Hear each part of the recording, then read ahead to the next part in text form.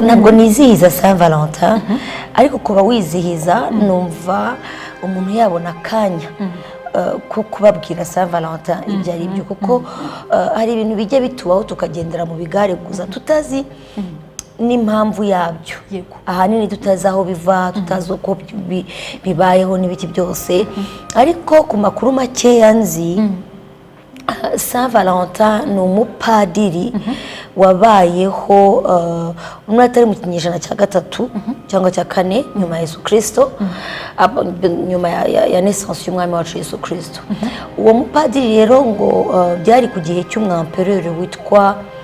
Claude le Cruel bamwitaga Claude le Cruel uwo mwampereur yari umuntu ugira amahane yari umuntu w'umugome yari umuntu kandi uri féroce urumva kukwita cruel ni ikintu cyo gikomeye hanyuma agategeka kandi agasaba kenshi abagabo ndetse n'abahungu bageze mu gihe cyo gushaka ko batagumana n'abakunzi babo nuko rero padiri Valentin akajya ngo ashingira abantu rwihishwa agakomeza gufeta cyangwa se guserebra urukundo n'ubumwe bw'abantu bakundana muri icyo gihe i Roma hari culte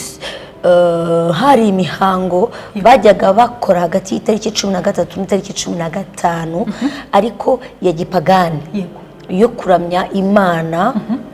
ya fécondité Imana y'urubyaro Imana y'urukundo donc bagiraga Imana habaga Imana nyinshi muri ziriya mythologie hari mythologie grecque romaine tout urumva rero iyo Mana cyangwa Imana kaze donc sinibuka neza bakagira imihango byari nko guterekera cyangwa se kubandwa kwabo bizihiza fécondité banizihiza urukundo ariko bagakoramo imihango ya gipagani myinshi irimo gukora ibyo bita orgie ni ubusambanyi bukorwa n'abantu benshi icyarimwe ahantu hamwe yes noneho rero padiri we muri icyo gihe padiri we yashingiraga abo bantu urumva ko yabashingiraga muri iyo periode irimo ya tariki ariko 14 amakuru avuga yuko uwo munsi Valentin ntabwo ari uko yari yashingiye abantu ahubwo nuko hari umukobwa papa yari umurinzi wa gereza Père Valentin yari afungiwemo yasengeye yari yarahumye aho trouva vu donc igitangaza kiraba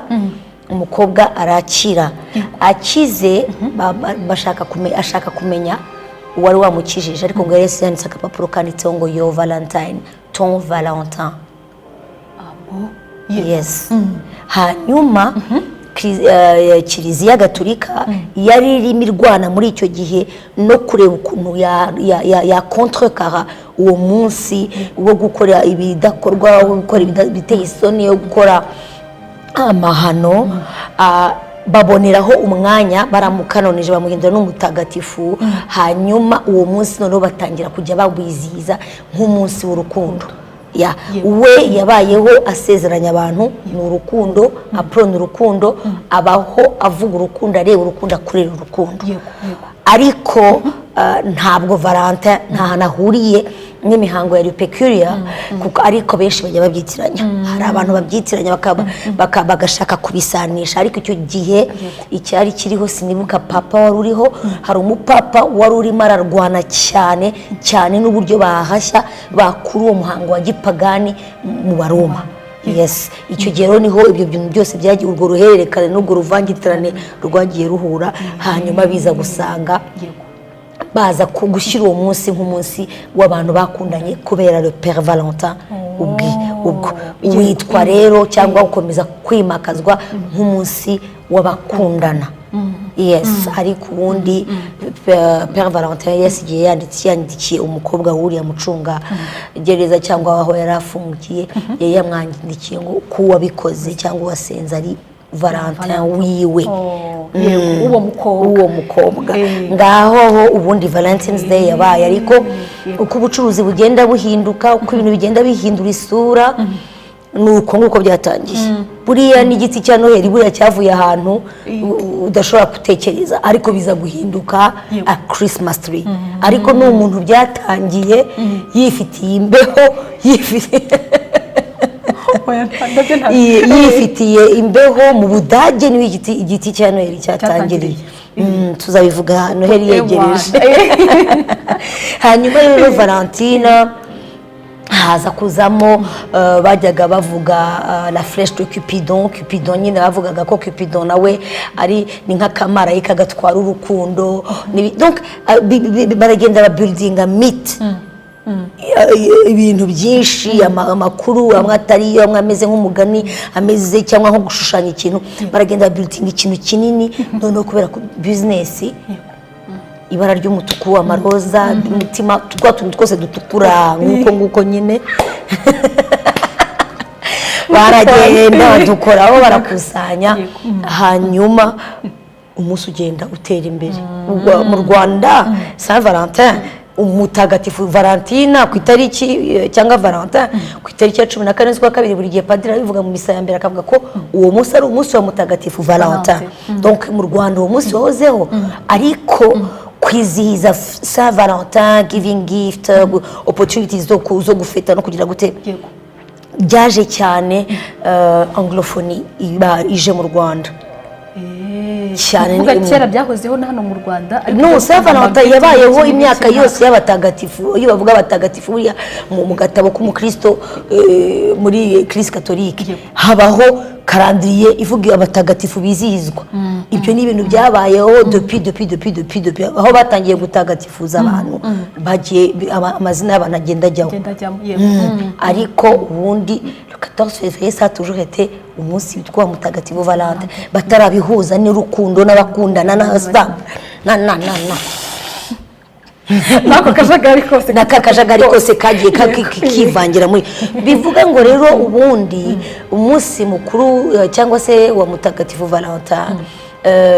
kuba abantu bawufata nk'umunsi wo kwerekana urukundo rwinshi wo gutanga urukundo rwinshi nibwira yuko ntabwo bikwiriye ko twizihiza urukundo umunsi umwe sibyo ntabwo bikwiriye ko twizihiza urukundo umunsi umwe kuko abemera Yesu Kristo twemera yuko yaducunguye kubera urukundo tugomba kurubaho buri munsi buri kanya buri mwanya nta munsi ubaho wo kwerekana urukundo none se wowe sheri wawe umwereka urukundo uyu munsi ntuhora umwereka urukundo mu buzima bwanyu Saint Valentin ahoraho ku munsi wose rero uyu munsi birasa naho abantu barimo binjira muri occultisme y'ikintu batazi nabo ubwabo umuntu akagenda akinjira mu kigara agasanga abantu batanga indabo n'agatanga indabo agatanga care agatanga love agatanga hari akantu kajya kansetsa akantu bavuga ngo umukobwa uryohewe le 14 février asanga umuntu hanyuma le 14 nyuma ya 9 months arimo amwirukana inyuma haba ibintu bitangaje ugasanga niwo munsi nyine aba boyfriend n'aba girlfriend aba concubine mistresses and all over ugasanga niwo munsi abantu gabisa ugasanga umuntu w'umupapa afite umwana w'umukobwa mutoya ari busohokane muri restaurant runaka ari Saint Valentin mama w'abana ari mu rugo donc ngo ni umunsi w'urukundo ngo ni umunsi nibaza yuko ku bacuruzi ni umunsi mwiza kandi uko babyimakaza niko abantu babishyuhiramo cyane ariko nta munsi umuntu atatanga indabo nta munsi umuntu atakunda nta munsi umuntu atarwanira urukundo yes urumva mutagatifu Valentin nubwo ku itariki 14 ariko habaye ikintu runaka kuko yagombaga gucibwa umutwe ariko ntabwo yari yarabayeho asezeranya abantu rwihishwa arwanirira urukundo rw'abantu abikora mu buryo bwihishe kugira ngo urwo rukundo rukomeze rwimakazwe kugira ngo umuryango ukomeze waguke we ishyaka riri mu mutima we ryari urukundo koko ariko kubihindura business kubihindura ibindi bintu byose ni ibintu byagiye bikurwa iterambere rigenda rikura kuri ge rero ababyihizihiza ubwo bazagira umunsi mwiza ariko ntibakabyizihiza umunsi ngo bajye babyizihiza igihe kinini kuba Kristo rero nibwira yuko ari umwanya mwiza wo kongera kuvuga urukundo Kristo yadukunze kuko uwo muntu duha indabo ndakurahiye ntabwo yajya ku musaraba ku bwawe. Oya nubamubwiye se ko bamuvana mu rwara rumwe kugira ngo baruguhe yumva uretse no ku musaraba cyangwa baramukuramo iryinyo bariguhe batamuteye ikinya gutese ntabwo yabyemera. Ariko Yesu hari igitondo kimwe yavuze ngo nijye jyenyine ushobora kubikora. Muri Yohana 5 harimo inkuru y'ukuntu mu ijuru habaye ntabwo ari kawo ariko habaye ikintu giteye ubwoba, aho ngo bitegerezaga bashakishaga ngo mu bamarayika habura uwagenda, mu basaza 24 habura uwagenda, mu baserafi n'abakiri habura uwagenda ngo agende afungure ngo cya gitabo. Ngo ariko ngo Yohana ngo agiye kubona ngo abona umwana w'intama aravuze ngo njyewe. Uwo niwe rukundo. Rero nibaza ngo wakabaye umunsi abakozi b'Imana bavuga Yesu n'urukundo rwe, bakavuga urukundo rwatumye we yambara ubusa ku bwanjye kugira ngo nambara atukwa kugira ngo ne gutukwa, akubitwa kugira ngo ne kuzakubitwa, akura imivumo kugira ngo ngewe mbe umugisha, tukonye tukavuga Kristo. Byaba byiza rwose byanaryoha bibaye umwanya abakozi b'Imana bashyiraho ibiterane ahantu abantu babandi batajya babona umwanya wo gusohokana bagenzi babo babasohokana ariko mu izina ryo kujya kongera kumva no kongera kwenyegeza kuri rwa rukundo, batagendeye mu bigirwamana muri Cupid na Rupekere n'abandi bose, ariko hakaba umwanya wo kuvuga ubutumwa. Ni nkuko tutemera Noheli. Noheli ntabwo iyo ugendeye mu mateka ya Noheli ntabwo Noheli ishobora kuba kuri 25 z'ukwa 12 ntabwo byakunda. Amakuru agiye abashakashatsi n'abasoma Bibiliya cyane n'abakora n'ama research menshi bagaragaza yuko Yesu ashobora kuba yaravutse ubwo mu kwa gatatu. Oya agaragaza yuko ashobora kuba yaravutse mu kwa gatatu. So uyu munsi iyo dufashe rero kalendari ya Gregorian hari andi makalendari yandi bashobora kuzenguruka bagasanga uwo munsi ntuhura n'iyo minsi yose. Yes, nabyo bifite toute une histoire nyuma yabyo. Rero nibwira yuko ibintu nk'ibi abantu baba barishamadukire cyane, aba ari umwanya abantu b'Imana baba bagomba kongera kubona, kongera kuvuga, kongera kuvuga urukundo rw'Imana, kongera kuvuga imbabazi z'Imana, kongera kuvuga ineza z'Imana, hanyuma ababyumva gutyo bakabifatiraho urwaho. Birashoboka kuko itariki 14 z'ukwa kabiri umugabo n'umugore bari bamaze igihe batavugana, bari bamaze igihe badasabana kubera ijambo risobanutse. Ashaka kumwe ati dusohoke bakavayo biyunze. Gusa si umurimo w'Imana ubukozwe. Nibwira yuko mu bintu byose bibi hari igihe umuntu ashobora kuvanamo ikintu cyiza. Usibye ko ntari mu mitima y'abantu approche buri muntu wese bafite kuri Saint Valentin cyane cyane no kutayimenyaho amakuru nk'ayo yose, nibaza ko ibitandukanye. Yes, ariko ni bibi kuba uyu munsi inyuma y'igikorwa cya Saint Valentin haramutse hariho kuba hari ibitambo bitangwa, haramutse hariho kuba guterekera cyangwa kubandwa muri ibyo by'ikizungu kuko nabo bafite ibyabo bakora, ugasanga isi yose yatanze igitambo itabizi cyane. Nyine ushobora gusanga isi yose yatanze igitambo itabizi. Wenda nk'ubu tuvuge ngewe ejo ndamutse mwizihije nkaba natanze igitambo kandi ntazi ibyo ari byo, kandi ngewe nizihirije umunsi wizihirije uturoza n'umwenda w'umutuku. Ariko hari ahandi hari ikindi kintu cyakozwe, kuko tuzi ko mu mihango iri occult cyangwa se imihango yitwa ko ari ya gipagani kubemera Imana, kuko ndabizi neza yuko uyu munsi hari umuntu ushobora kutabivuga kimwe akavuga ati reka buri gihone ibyo uri muvuga ntubizi, ariko nzi ko hari imihango mu y'Ikinyarwanda yajya gikorwa n'ubundi yarangira gukorwa abantu bagasambana. Yes, kuri Saint Valentin. Apana kuri Saint Valentin mu bisanzwe. So bivuga ngo rero buriya igicaniro cyose kiba gifite icyo kirepresenta. Igicaniro cya Satani gifite icyo kirepresenta, n'igicaniro cy'Imana gifite icyo kirepresenta. Birashoboka 100% yuko abantu bashobora kwinjira mu kintu nk'iki ngiki bakakijyamo nk'igihiriri, ariko binjiye muri tuneli ibinjiza ku gicaniro cya Satani. Noneho icyo gicaniro ahanini ugasanga kibasere n'umurimo w'indunduro donc ibiza kuba nyuma ya soirée nyuma yo gusohoka nyuma yo flowers nyuma ya gift nziza aho biza kurangirira neza akaba ariho mutangira igitambo mutabizi nabyo birashoboka so bivuga rero ngo buri gihe mbivugaho ngiye navuga ngo amakuru kumenya amakuru isi ibintu bimeze bite biva he bimaze iki bikora iki kuko iyo uzi ibintu ubigenda mubizi ariko umuntu ugenda mu natabizi hari gihe abigwamo atabizi voilà no kuvuga twakagombye kwizihiza gute abo bayizihiza kandi batagize ibyo bitambo batanga simbizi kandi batabizi no kuvuga iyo ubizi ufata the best of it no kuvuga ngo ese ni occasion yo kugira ngo umuntu asohoke ukevita mugenzi wawe mukagira n'ibiganiro muganira and aho ngaho nibaza yuko nta kiri tubutanze kubera yuko hari ibintu mwebwe mwumvikanamo hari n'ibintu muzi ko yo nta kindi kintu mukurikiraniye aho ngaho ntago ari igiriri cyangwa ikigari it's on occasion mwabonye ndimo ndasoma ibyo bintu nahise mbona impamvu habaho Halloween hakabaho n'umunsi w'abatagatifu bose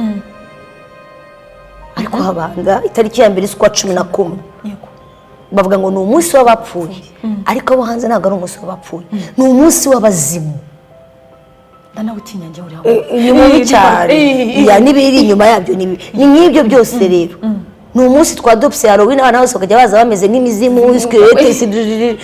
uko tugenda tuhaha imico mihahano tuyihahana byinshi harimo byiza ku bacuruzi ariko harimo n'ibindi bitari byiza kuri arm zacu ku bugingo bwacu rero ni ukuvuga ngo ibyo duhaha tubihahana ubwenge mbese umunsi w'ejo bazawizihize mu bwenge badafite ibindi bintu bari buze kuza kurenzaho ntabwo ntekereza ko abantu bashaka kubitekereza gutyo kuko ahanini ntabwo nta muntu urenga ko wari umunsi wo gutanga amafleur benshi mu batanga amagift n'abasohoka baba batarenze aho ngaho baba batarenze ayo makuru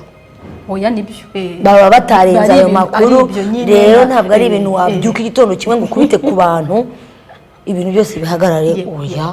oya ariko uko abantu bagenda bamenya amakuru uko abantu bagenda bavuga ngo kumbe ni ibi ubyivanamo ukomezanya nagakomeza nabyo kubera ko our life it's about choices niba muri urwo rugo nta culture y'inda bihari urashaka kuza kuri Saint Valentin ukora iki it's culture ntazane wahala ngo azane ibibazo mu rugo rwe uko batazanye izo ndaba nyuma y'icyumweru bazanapfuye kandi umuntu abari muzima nawe hari ibindi mwakwizihiza hari n'ibindi byabanezeza kandi bizatinda kurusha indabo nibaza yuko umuntu atagombye kubigira umusozi muremure expectations nini zirababaza cyane cyane iyo ibyo wibwiraga cyangwa wari utegereje mu muntu bitabaye uko wabitegereje urababara ukavunika nta mpamvu rero nibwira ngo ikintu cyiza kibaho ni ukunyurwa kandi niba ukunda indabo ugenda uzitegure azihe cyane umuntu ugomba kuzimuha ategereje ko ari buzimuhe asanga mu iyo culture nibyo ndi kukubwira abanyarwanda ntabwo bazi gutanga indabo noneho iyo bigeze ku Nyarwanda bo basope ina zero ari expecting ko nyine uwo munsi nawe yakagomba gute se kandi mu muco wa byari waheye wowe wabonye papa wawe na mama wawe bahaye indabo kwa kanga ntabwo uyu munsi ntabwo ndabo none se urashaka kwinjiza ibintu bya uhangaye kusare ngo ntabwo waguhaye amaroza umva akabote kadatunganyije mu mujyi bibiri byawe ukazizana ukavanaho utuntu ugatereka muri vase ukajya ubona indabo za rose ukishima ubundi umuntu mwene suwo ukamuha amahoro akagubwa neza hari ibintu twigishwa naho twavuye ntabwo rero papa wawe ntiyahaye ururabo mama nyogokuru la même chose nta keke ya anniversaire amwe uramuzana ibintu byo guhinda gute se ahinda ku munsi mu gitondo kimwe uhindira umunsi umwe urari ibintu byose byabaye bombori umva irahinda igahita batuzi rukatoruze igaruka iminsi 364 urabyimagine gutegereza iminsi ko ari bazaguha indabo I will give my flowers to myself nkajya nziha nkaziryohererwa cyane cyane iyo uzikunda ariko njyewe niba mutarabimenyeranye kera najyaga mbabazwa nuko batampaye agakarita ka anniversaire kandi ijya anniversaire nabaga nayiraye kwibaho sha nuko igitondo kimwe rwose sheri wanjye arambwira ati ariko reka nkubwire ibintu wowe warabyize ibi bintu wabikuriyemo ibi bintu ni ibyanyu igihe ibi bintu muzanamo ni ibiki umva kuko abimbwiye n'umutima umwe atari ibyo expectations uzi ko nabyakiriye bikaba nka seal n'igihe agiye azanira indabo I was like I missed something somewhere urumva ariko byaje atabihase byaje on due time ariko naraburanaga ntabwo naburanaga narabyimbaga sasa narakaraga niko tutibwije kumpa wowe nta nubwo nabivugaga ibyo yahitaga yibwira message ariko Imana ishingisha umuntu ava kure I promise you urumva ariko igihe rimwe yarambwiye ati rwose ibintu ntabyo namenyereye I beg ntabyo namenyereye ni ukurya unyumva nabyibagirwa rwose ujya unyumva urabizi ko umugore yenda gukunda kuva yabimbwira numva ndabohotse ntabyo yamenyereye ndavuga reka umusaba ibintu atamenyereye n'abandi rero none reka nkubwire ikintu kimwe uzi umuntu uba expecting indabo atayatanga na gift sha ngowe nawe n'umwana mubi utegereje indabo nta ka deodorant nta ga parfum nta ka after shave nta ka wallet uramugurira nta na t-shirt nta n'ingofero nta na umoja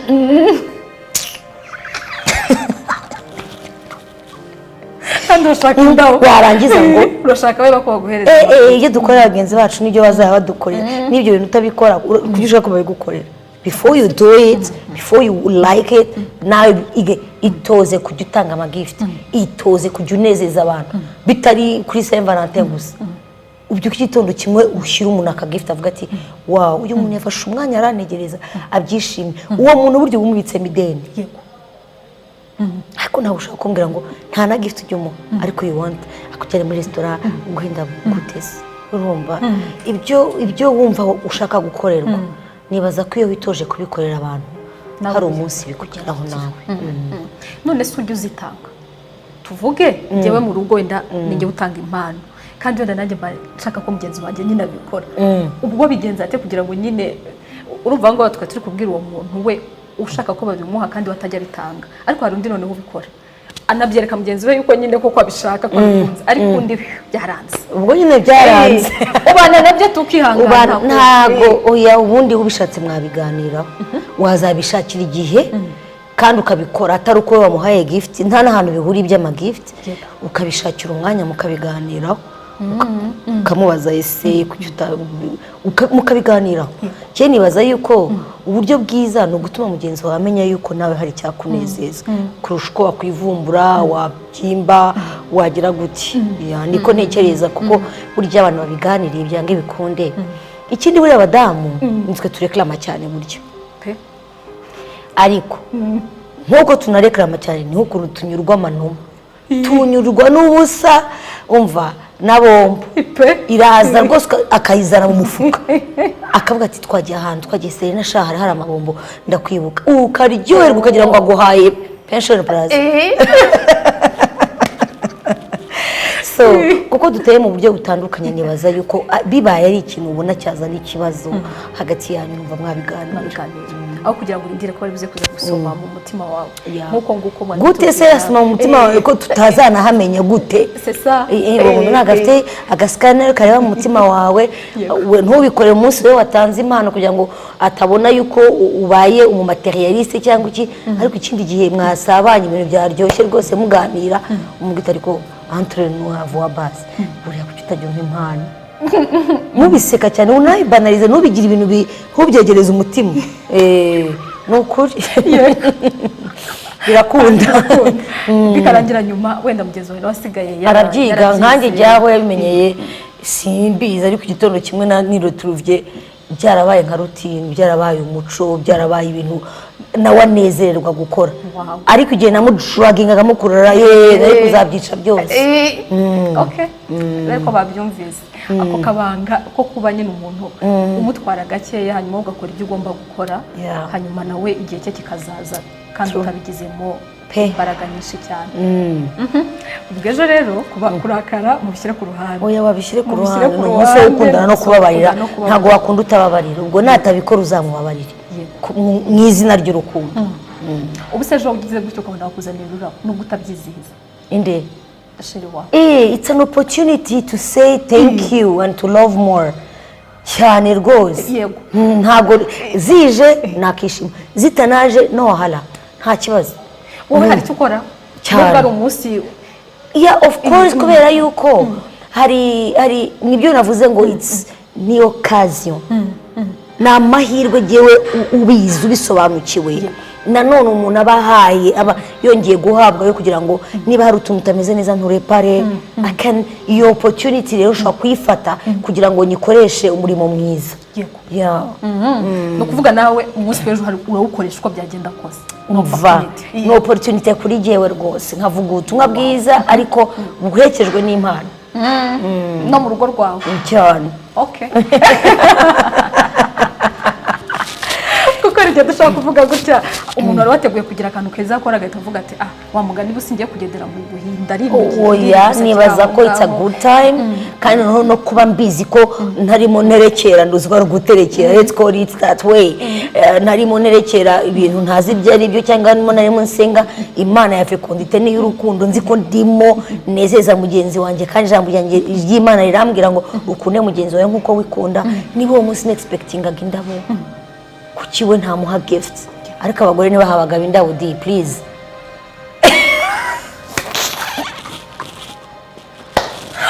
ntabwo bazikunda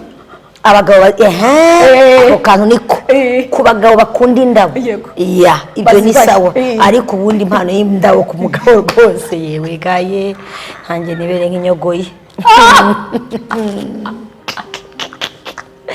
biri weird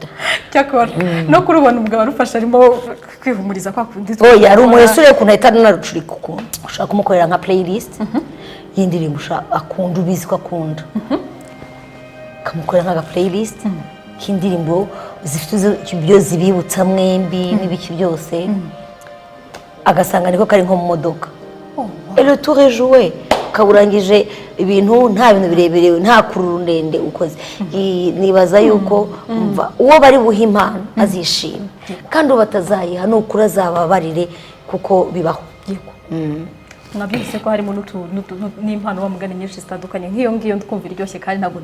nanjye ntabwo watekereza ni ibintu umuntu atapfa gutekereza bamugana abantu benshi usanga batangara abagabo baragowe kuri Saint Valentin usanga inshuro nyinshi amagift abagore baba hari amabogisa ni utuntu nk'utwo ngutwo abagabo bafite a lot of things to do abagabo ushobora kubaha ibintu byinshi cyane byinshi ariko nyine nibyo nakubwiraga uko tugenda dutira imico agena innovations zacu zibura let's say ko umuhaye amabogisa cyangwa se umuhaye underwears udusengeri n'ibiki byose kandi wenda last month yarari muri mission yanatuguze twizo tutari n'utwo hano hirya mu mujyi gutya urumva ugasanga maybe losing money for nothing hari ikindi kintu ushaka kubamukorera abagabo ama gift menshi amasaha sunglasses ingofero wallet computer telefone ko ari byinshi urakopeje nta kibazo iyo liste ni nziza byose biza kugenda akuramo ibyo ushoboye hari ni byinshi cyane unanakurikije ibyo mugenzi wawe akunda ushaka kuba akunda filime ukahita umuha subscription nko kuri zacu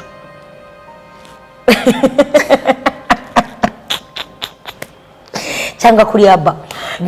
hari utuntu twinshi ushobora gukora turi out of nothing ukavuga uti what if I do this par exemple utagenda mu bintu birebire cyane ariko ikiruta ibyo bintu byose si impano ni urukundo kuko birababaje kuba wagurira umuntu uraho rw'ibihumbi 160 ariko uri buze ukarumuhereza mu kanya ugahita ugenda inyuma ukanamuca n'inyuma kandi ngo ari kuri Saint Valentin kandi wamuhaye impano kiruta byose ni ukumuha umutima wawe ukanakunika ariko karahari yes kaguti ndabizi n'ubundi icyo ashaka ni ndabo reka nzimushyire hanyuma muteshe tenkata ngaho nawe mbwira what is behind ibi bise bikurya mu nda wowe kandi urahanje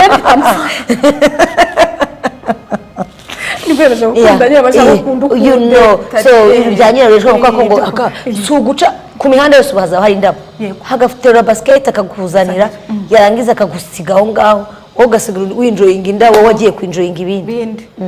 ayi nabyo bibaho muri ya gahunda ya yindi mbi